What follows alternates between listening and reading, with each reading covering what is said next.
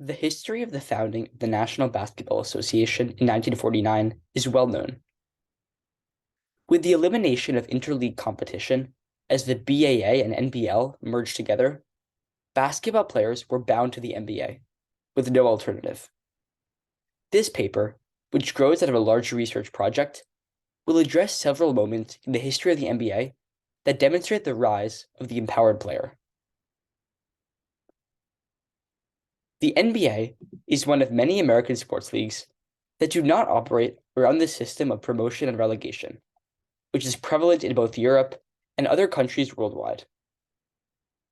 Under the pro-rel code of regulation, teams are either elevated or demoted each season based on their performance. On the other hand, American sports leagues without promotion to relegation have no intrinsic pressure that forces owners to invest money to win games. No matter what, teams in the NBA will always compete at the highest level. Consequently, the owners of NBA franchises were initially reluctant to invest money into their teams, and have historically prioritized short-term financial gain over long-term basketball success. One significant moment in the evolution of the NBA occurred with the implementation of the shot clock in 1954, which resulted in a rise in individual scoring output. Even though players themselves were being more productive offensively, coaches and executives were still insistent on the fact that basketball is a team sport whose fundamental values do not support the individual. Since free agency was yet to be adopted into the league, since many owners still felt no pressure to invest money into building quality teams, and since players were utterly reliant on the NBA for their wages and their limited popularity, players were unable to harness any strong impact from their personal high scores. Ironically, the first manifestation of player empowerment in the NBA did not even originate in the NBA itself. It came in the form of yet another competing basketball league. The American Basketball Association, the ABA, was founded in 1967, and it prided itself on being a league whose style of play more evidently valued the individual. Salaries for ABA players were more lucrative than for NBA players, and as a result, ABA players had more leverage to control their career paths. Wilt Chamberlain was perhaps the most renowned player to benefit from this system. As historian Ram Gudzuzian develops in his work, Chamberlain grasped his own value as a commodity, and not only as a commodity, as a limited commodity. Playing at a time before free agency, Chamberlain manipulated threats of retirement and hopping leagues. Chamberlain's unrelenting and constant fight for his rights set the precedent for players' actions for years to come. While players had not yet become independent of the NBA, so to speak, the framework was in place.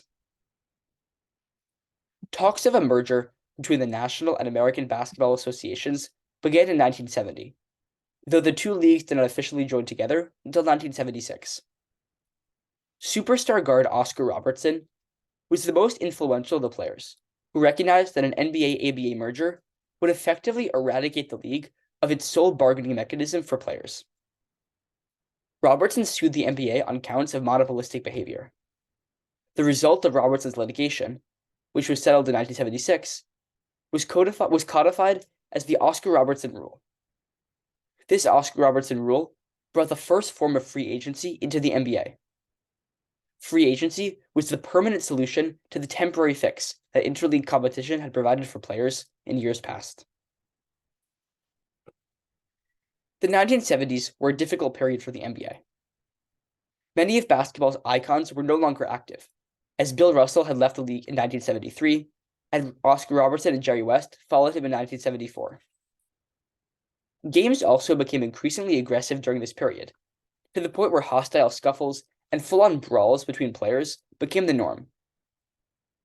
Managing public image became increasingly important to NBA leadership, especially as reports began surfacing about players' drug use. It came to the point where former Utah Jazz executive Frank Layden described that, quote, "There is not a team in the league you can confidently say does not have a drug problem," unquote. Racial tensions in the US flared during the 1970s, and social unrest pervaded the league as well. Former player Spencer Haywood acknowledged that, quote, there was so much chatter about it, the NBA, becoming a black league, unquote. This led many to believe that basketball's emergence as a black game was a direct cause of a drug-infused culture. As much contemporary research has argued, the league would not have emerged from its toughest period without the positive media attention and fan response towards its two new young icons, Larry Bird and Magic Johnson. Bird and Johnson did not instantly solve the NBA's issues. Instead, they simply turned the public's eye to be more focused on the game itself during a time when basketball seemed somewhat secondary. Sports writer Jackie McMullen, writing in her book When the Game Was Ours, describes that, quote, the NBA couldn't believe its good fortune. It had been saddled with drug scandals, image problems, and dwindling revenues. But this budding rivalry between two remarkable rookies had revitalized two of its kingpin cities, unquote. As McMullen mentions, the competition between Bird and Magic was bolstered because of the teams they each represented. The Boston Celtics and Los Angeles Lakers had enjoyed a long-standing rivalry from the times of Bob Cousy and Wilt Chamberlain, two players with very distinctive styles. Larry Bird and Magic Johnson used their individual greatness, coupled with their intense rivalry, to revive the league. David Stern took over as the NBA's commissioner in 1984 and understood that superstars stimulate league growth. By capitalizing on Bird and Magic, the NBA became a flourishing league. The NBA was not the only party that took advantage of the magnitude of its stars as basketball boomed in popularity during the 1980s. Although a complete discussion of the importance of endorsements to the heightened sense of empowerment of players is outside the scope of this presentation, one must of course mention the one and only Michael Jordan. Michael Jordan revolutionized the way in which players become brands unto themselves. As explained by sports writer Ethan Sherwood Strauss in his book, The Victory Machine, quote, to many a player and a sneaker executive, basketball is the means, and one's brand is the ultimate end. You can't be Michael Jordan, but you can rent a part of his life when you wear Jordans, unquote. The NBA of the late 1990s and early 2000s is nearly unrecognizable in many aspects from the league during its previous decades. Many lockouts took place during the late 1990s, as players could not agree on a new collective bargaining agreement with ownership. Though players' rights had become greatly expanded with the inception of free agency and the rise of endorsements, these external factors that empowered players were mostly limited to the rise of the stars of the league. Players whose basketball talents lifted them above their peers. As such, ordinary players were not granted power to the same level as superstars, leading to an era which was focused more on superstar empowerment, instead of the empowerment of all players more equally. The reputation of the NBA dwindled after the Malice at the Palace incident in 2004, where a brawl between Detroit Pistons and Indiana Pacers players metastasized into a serious fight that involved players, fans, and coaches, and eventually resulted in legal action. Coupled with the cultural influence of what former player Allen Iverson refers to as, quote, my generation, the hip-hop generation, unquote, David Stern and his leadership team instituted the NBA's dress code policy in 2005. The stated goal of the dress code policy was professionalism. David Stern clearly explained that, quote, there are different uniforms for different occasions, unquote, and that, quote, we're just changing the definition of the uniform that you wear when you are on NBA business, unquote. Support of the dress code from some was met with staunch opposition from others. Proponents of critical race theory argue that in this case, the blackness of players, which had long been harnessed by players for the sake of revenue, had been infringed upon, and that personal identity had been whitewashed.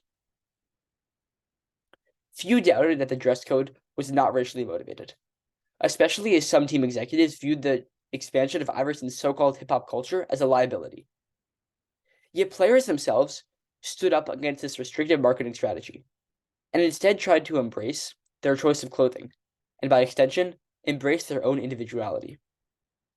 Once players had established themselves as financially independent by signing endorsement deals and by building up personal brands, they took a stand against the league's assertion of control over them. Vince Carter joined the Toronto Raptors in 1998 and quickly established himself as a star in Toronto. But as Carter grew displeased with the Raptors front office and their decision-making during the early 2000s, tensions grew to the point where Carter outright demanded a trade away from the team.